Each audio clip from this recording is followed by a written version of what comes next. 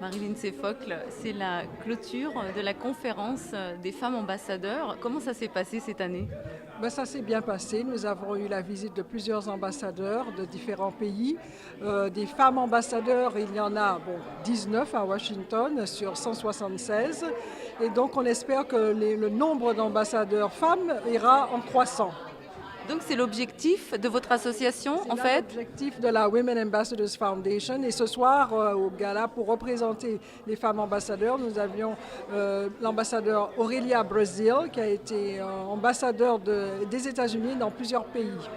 19 sur plus d'une centaine, c'est encore très peu, non? Oui, c'est encore très peu, mais nous essayons de faire en sorte que le nombre ira croissant. Donc, nous essayons de sensibiliser surtout les chefs d'État, parce que ce sont eux qui nomment les ambassadeurs, afin qu'il y ait parité à ce niveau. Et pourquoi des femmes ambassadeurs? Qu'est-ce que cela finalement représente de plus, une femme ambassadeur? Un ambassadeur représente son pays. Donc c'est une image quand même très puissante du pays à l'extérieur.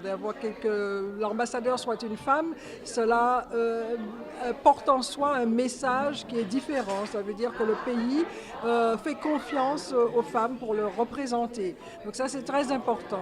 Plus de confiance, c'est ça? Plus de confiance, exactement. Et comment vous procédez pour promouvoir cette idée-là, finalement, d'avoir plus d'ambassadeurs auprès notamment des chefs d'État? Nous organisons des Women Ambassadors Conference dans plusieurs pays pour justement éveiller les consciences. On est dans la maison des suffragettes. Qu'est-ce que ça représente? Ça représente énormément pour nous. Nous avons surtout le soutien, par exemple, de Eleanor First, qui est la petite fille, l'arrière-petite-fille de Eleanor Roosevelt. Et on sait combien Eleanor Roosevelt a beaucoup œuvré pour les femmes. D'ailleurs, à l'étage, quand vous visitez ce manoir, à l'étage, nous avons la bibliothèque d'où elle donnait son allocution hebdomadaire à la nation.